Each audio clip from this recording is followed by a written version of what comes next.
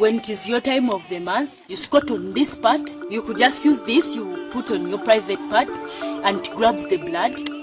And then when you stand up, the blood pours, you get sun and pour out there. Then my friends just bring for me food, I eat from here, and then they take back the things. Actually, you were like a dirty person. Nobody wanted to be near you. You were not allowed in the house. We had a hut on the side where the girls were going through these periods could enter and sleep. It was a very hard situation. We couldn't afford underwear. Then we got another idea, which was more fetching. Like, we could get this banana fiber, put it, you put it in the sun like for a short period, and you dry it.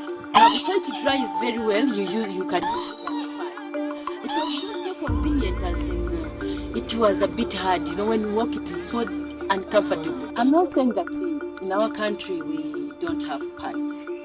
Yes, they are there in many categories, but affording them. So at times we are forced to use our own means. We have to improvise as women. And my father would say, if you want to get pads, then you get married. And you know, when you are 12 years old, it is a bit hard. At times we are supposed to use some things so that we can survive the time of the month, but at times they are not hygienic. So at times at the end of the day, you can end up with other diseases, sicknesses that need again. Many people still prefer to handle these things locally, using the local methods. Somebody tells you, in our culture, we don't accept people to use what? Pads. It's a taboo. For them, when the blood comes, leave it to flow the way it wants until it stops by itself. For us here, they believe that when a lady has gone through menstrual period and the blood has poured, then you come and either step or jump over it. They say you will develop cracks in your legs. When you're in your peas, you don't pick fruits, let's say fruits from the tree, because the plant will dry up or the fruits will start will be affected.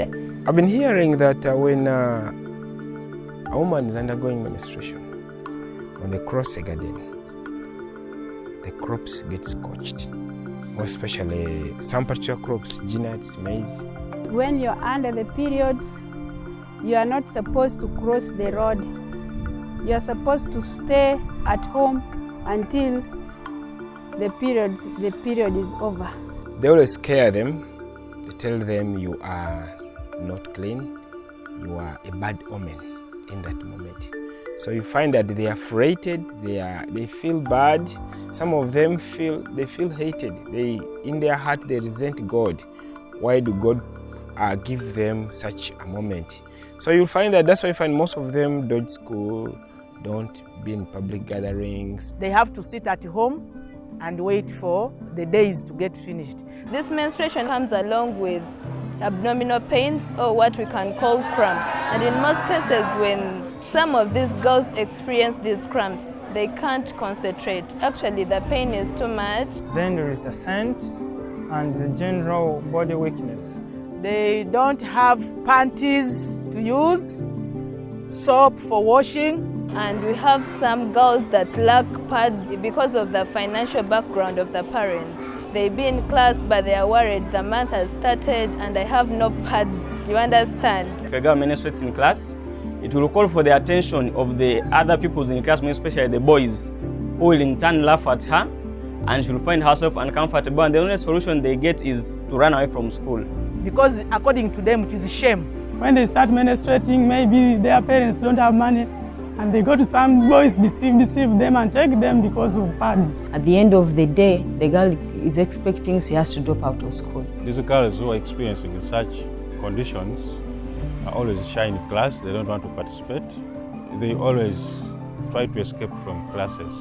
Until the menstrual period is over, that's when they come back to class. And by the end of the day, most of them end up even leaving school. You see, the idea of menstrual flow, even for an old adult like me, can be a big challenge and can disorganize your life. But when you lack what to use, it's even worse. Some girls have reached time and committed even suicide. So we still have that problem of stigma, and it's too much. It's one of the real drivers to this problem of girls leaving school, girls not associating with their friends, they are stigmatizing. It's really stigmatizing. So that stigma there is what we really try to fight in Wanawake and Grace Laborers. Have you ever heard about reusable pads? Yes, I've ever heard about them. What have you heard about reusable pads? That if you use them, you can again wash them properly and hang them to dry, then you use again. Light For Wanawake came here and taught them how to make those pads. When I see I'm about to go through it, I make by myself. I go and buy those soft clothes. You can use a plate for easy shaping it. And you cut 3 circles. One is like a cavera. The polythene paper. So when you're washing or if you're wearing it, cannot shout. So that everyone might know that you're in your menstruation period. The polythene paper, you put them inside. Then the small clothes, you put them outside. So then you sew it very well, knowing that it is yours and you are the one who's going to use it. How to clean it? You get clean water, you get soap, and you wash. You put it in the sunshine, where the sunshine can heat it very well and get dry. Health-wise, they are good when maintained properly, when washed properly. It only needs some hygiene in it. Even when we are having these external NGOs coming in to teach these children how to make reusable pads, or even when we go to them, we always ensure that we have carried our young boys and girls together. As I'm saying, you get a pad which is already set like this one here, and then you get a knicker. After getting a knicker like this, you bring this knicker here like this, you put it down, you lie it down like this, and then you enter your pad inside. You put the pad inside.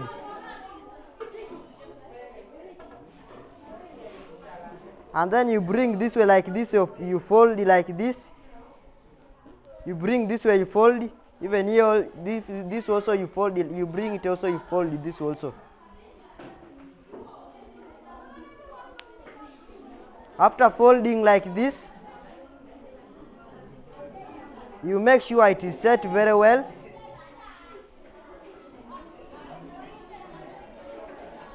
You make sure it is set.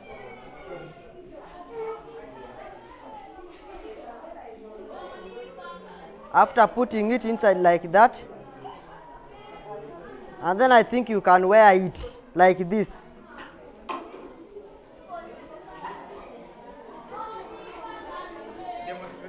Think, let me show you how they can do it.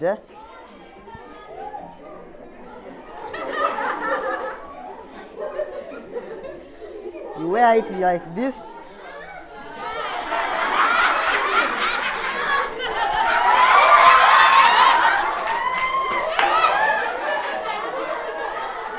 The boys will always make sure that they help the girl children in preparing these reusable materials that can help the girl children use when they have challenges of menstrual hygiene. Women in the community, they really need to understand about menstrual hygiene management, because I realized in the process of the trainings, you really have to explain to these people what you're teaching, what it means, and why we are teaching them what we are teaching them, the reusable pads. Light For Wanawake came here one time and tried to give us support of providing materials for making reusable pads for our girl child.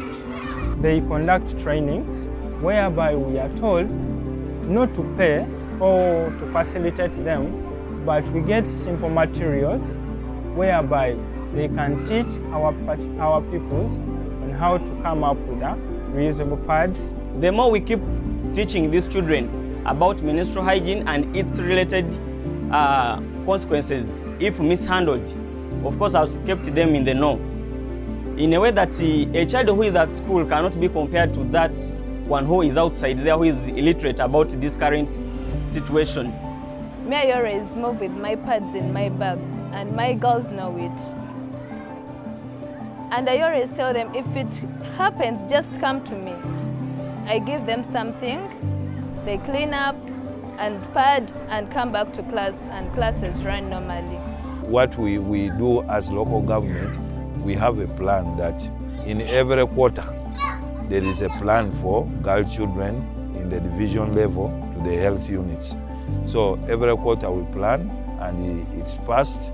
As it's passed through the budget, it goes to direct to the units, and then thereafter it goes to the girl children. Being a church leader does not mean that I own every knowledge. So now I bring in people who are who are experts in that area. Then they talk to our ladies about the menstrual period. And I've seen it working and helping. We always move around communities, we call them to come around and learn how to make their own reusable pads, sanitary towels, so that they can have I call it better menstrual hygiene management.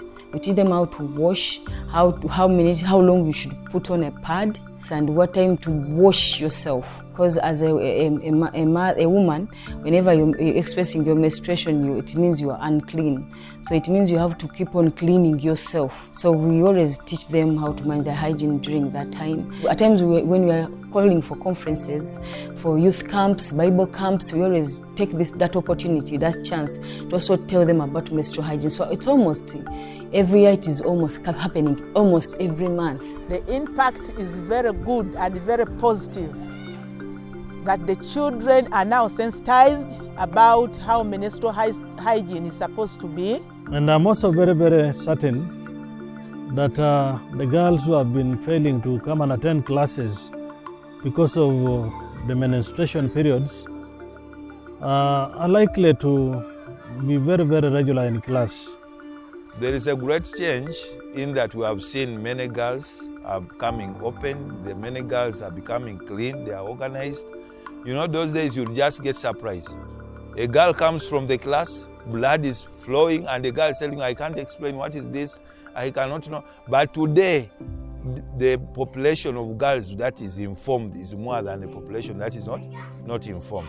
We have noticed a very big change since we began. Actually not even a community, but communities, most especially in Tororo at large. You find that people didn't know that you can make your own nice reusable pad that you can be comfortable to move with. So people are now making their own reusable pads at home. Someone is not using that little money that they have that could buy kalo or flour or posho and beans. They are now using that money to better themselves, because we counted for them. Every woman goes through her menstruation every month. And that is like 6,000 shillings, 2 packets of pads per every month you menstruate.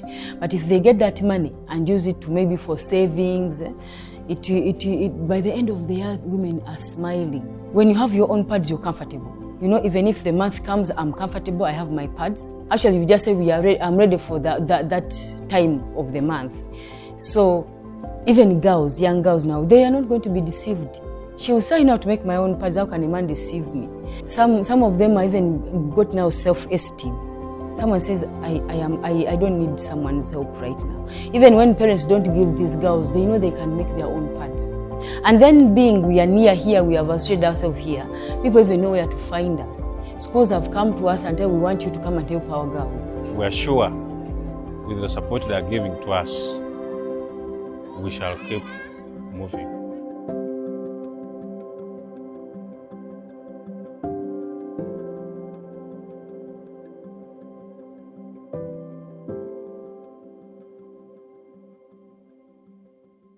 you.